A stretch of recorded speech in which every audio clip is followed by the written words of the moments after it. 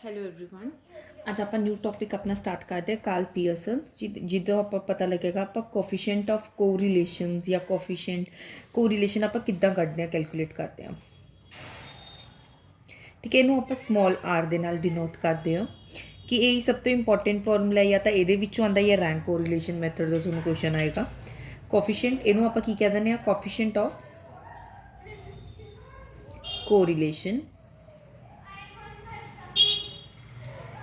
या इसनों आपां कहने आ प्रोडक्ट मूवमेंट कोरिलेशन।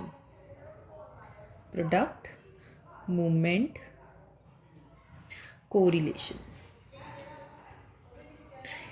ठीक है, थोनों ये सारे ये जेडे कार्ल पीयरसन ने बेसिकली थ्योरी दी सी ना अपनी, इसने अपनी थ्योरी दी सी कि coefficient of correlation is based upon arithmetic mean, based on arithmetic mean और स्टैंडर्ड डेविएशन।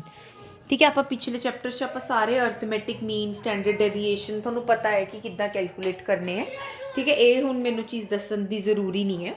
ठीक है, ये अपने की बनते ये कार्ल पीयरसन की बनते हैं, दीज बिकम एन इनपुट तो आउटपुट अपने को की निकलेगा, कोफिशिएंट ऑफ कोरिलेशन अपने को निकलेगा। ठीक है, सब तो पहला अपने को केड़ा सब तो पहला मैथड आंदा हुंदा है कि ਇਹਦਾ ਜਿਹੜਾ ਹੁਣ ਆਪਣੇ ਬੇਸਡ ਔਨ ਕੋਰਿਲੇਸ਼ਨ ਵਗੈਰਾ ਇਹ ਸਭ ਹੈ। ਠੀਕ ਹੈ, ਆਪਾਂ ਕਿਹਦੇ ਬੇਸਿਸ ਤੇ ਕੱਢਦੇ ਹਾਂ। ਠੀਕ ਹੈ, ਔਰ ਆਨਸਰ ਹਮੇਸ਼ਾ ਆਪਾਂ ਇਸ ਦਾ ਮਤਲਬ ਕੈਲਕੂਲੇਟ ਆਏਗਾ -1 to 1 ਆਲਵੇਜ਼। ਠੀਕ ਹੈ, ਹੁਣ ਇਹਦੇ ਵਿੱਚ ਵੀ ਆਪਣੇ ਉਹੀ ਸੇਮ ਮੈਥਡਸ ਹੁੰਦੇ ਨੇ ਸਾਰੇ। ਇਹਦੇ ਵਿੱਚ ਪਹਿਲਾਂ ਸਭ ਤੋਂ ਪਹਿਲਾਂ ਆਪਾਂ ਨੂੰ ਕੀ ਹੁੰਦਾ, ਐਕਚੁਅਲ ਮੀਨ ਮੈਥਡ। ਫਿਰ ਠੀਕ ਹੈ ਆਪਣੇ ਕੋਲ ਡਾਇਰੈਕਟ, ਫਿਰ ਅਜ਼ਿਊਮ। ठीक है, अज्यूम तो स्टैप में आप इक्को ही कैलकुलेट कर लें। अज्यूम तो स्टैप जो आप अज्यूम मीन करके कैलकुलेट करते हैं। ठीक है, नाउ अंडरस्टैंड आप किद्दां आर कैलकुलेट करते हैं, स्मॉल आर किद्दां कैलकुलेट करते हैं। ठीक है, फिर पहला तो मैं सारे फॉर्मूलाज भी दसूँगी कि फॉर्मूलाज कोई किद्दां किवें डराइव होणगे। सब तो पहला तुसीं इत्थों तो स्टार्ट करो कि एक्चुअल मीन आप किद्दां कैलकुलेट करते हैं।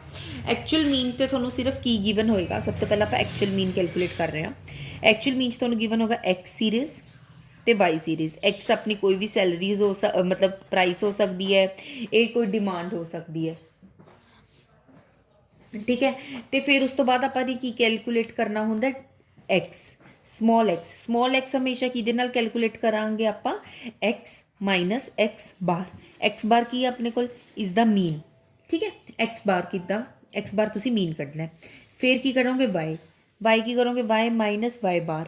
ਇਹਦਾ ਸਮੇਸ਼ਨ एक्स मीन किद्दां कैलकुलेट करोगे अपॉन एन। ये सारा आप मीन दे विच कढ चुके हैं। वाई किद्दां calculate, summation Y upon N. फिर तुसीं की कैलकुलेट करना है small X into small Y. तुहानूं की जरूरत होएगी ਇਹਦੇ ਵਿੱਚ। फिर स्टैंडर्ड डेविएशन के फॉर्मूला कैलकुलेट करने लई आपां नूं की कढना पएगा, एक्स का स्केयर अपॉन सॉरी और वाई का द स्केयर। ठीक है, आपां नूं ये चीज़ां एक्चुअल मीन दे विच कैलकुलेट करनियां ने। फिर तुहाडे कोल समेशन एक्स वाई इंपॉर्टेंट है, समेशन एक्स स्केयर इंपॉर्टेंट है, समेशन वाई स्केयर इंपॉर्टेंट है। ठीक है, इस दे नाल फॉर्मूला की ड्राइव हुंदा है, फॉर्मूला ड्राइव होएगा r is equal to summation x y upon n standard deviation x into standard deviation of y. हुण स्टैंडर्ड डेविएशन ऑफ एक्स तो स्टैंडर्ड डेविएशन ऑफ वाई तुहानूं पता तुसीं किद्दां कैलकुलेट करदे हो। समेशन एक्स वाई तो यही टर्म आ जाएगी।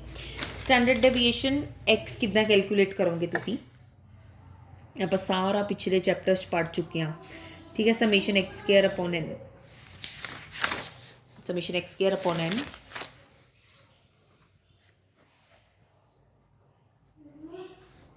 ठीक है, थोड़ी बुक दे विच कोई क्वेश्चन मतलब की दिता होया है, formula x Y N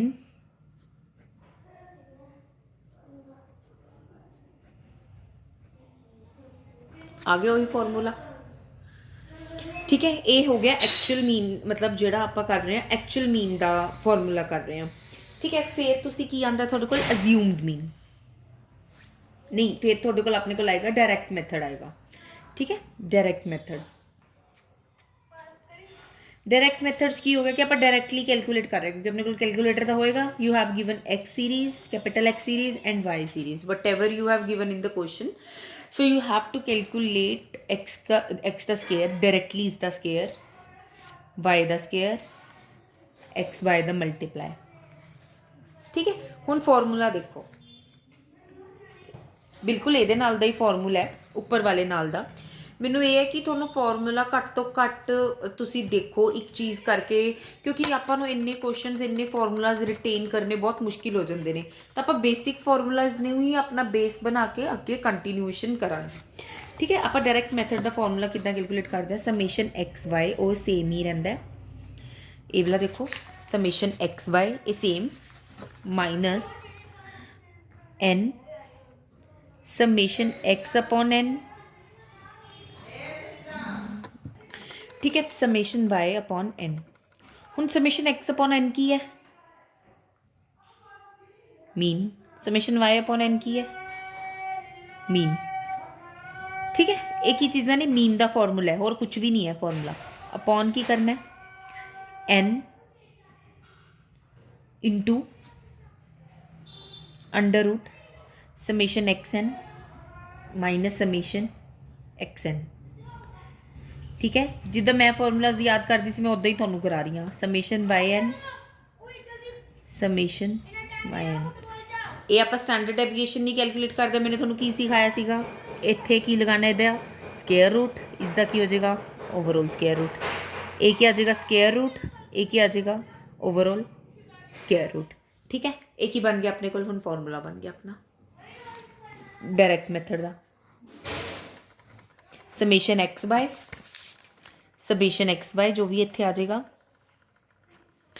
x का total summation x upon N, Y का total summation Y upon N.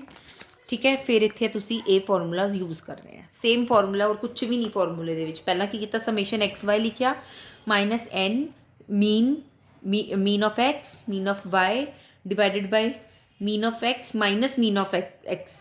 ऐदा याद करो, means into mean of Y mean of Y. ठीक है, आई एम सो सॉरी इत्थे इंटू आएगा। ओके, एक क्वेश्चन तुसी ऐदा कैलकुलेट करना है। फिर की है next, I am so sorry इत्थे माइनस ही आएगा सॉरी मैं भी कन्फ्यूज हो गई सी। ठीक है, एक क्वेश्चन कर लिया तुसी सॉल्व आउट। फिर की है नेक्स्ट अपने को की आ जाता है एक्चुअल मीन, मतलब अज्यूम मीन, सॉरी।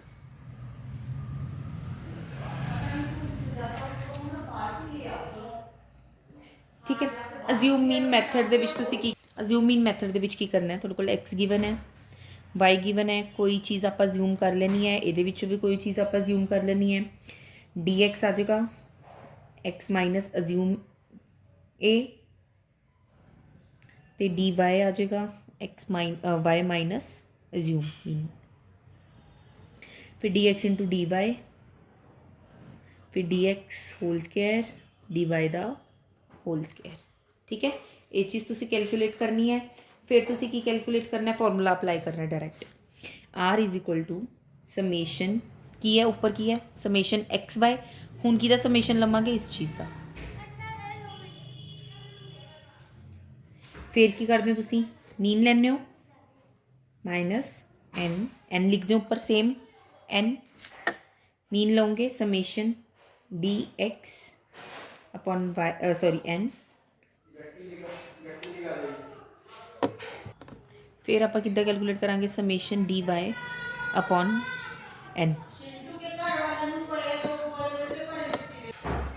फिर आप कितना कैलकुलेट करते हैं, नीचे की लिखते हैं n into summation d x upon n, वही सेम जो ऊपर लिखे है, minus summation d x upon n multiply summation d y upon n minus summation d y upon N. फिर की करना है, स्केयर लगा लेना है, इधर स्केयर लगा देना, इधर स्केयर लगा देना, इधर स्केयर लगा देना, थोड़े को आंसर आ जाएगा सब चीज़ का।